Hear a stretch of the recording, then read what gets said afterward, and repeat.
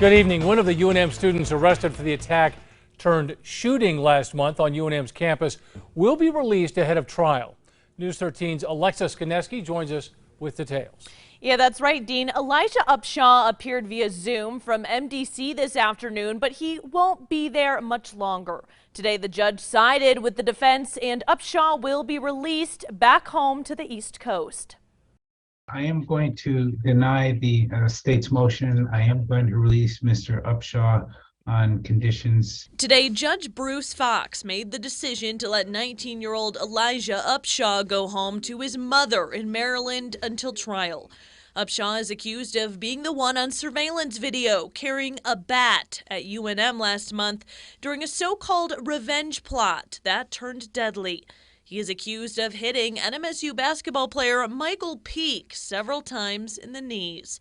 Police say after the shooting, Upshaw and another student fled the scene, broke into Coronado Hall, changed clothes, then threw them in a ravine.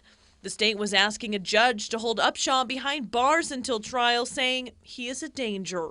We do believe that the incident facts are extremely violent and resulted in not only the death of a human being, but also the serious disfigurement of another human being. The state argued that while Upshaw doesn't have any extensive criminal history, he willingly participated in a plot for revenge with Brandon Travis, stemming from a fight at a Lobo Aggies game between Travis and Peak in October. This was not Mr. Upshaw's battle. He had nothing to do, at least to my understanding, with the fight that happened at NMSU in October. He was not involved. And so essentially, this was him acting on behalf of Brandon Travis as payback for Michael Peak for what he had done. The defense argued the only people identifying Upshaw as the person with the bat are two other defendants, and that can't be determined from the security footage alone. They also pointed to Upshaw's lack of criminal history and good standing at UNM before the incident.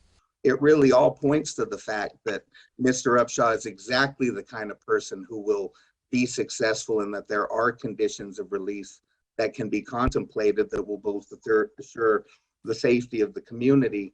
Ultimately, Judge Bruce Fox sided with the defense and denied the state's motion.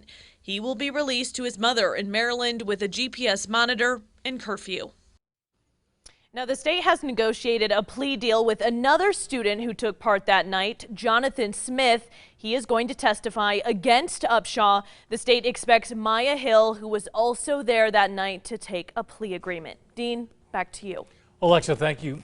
The defense also argued if state police would have taken action after the fight at that football game in Las Cruces, this incident may never have happened. Upshaw was not interviewed by police the night of the shooting.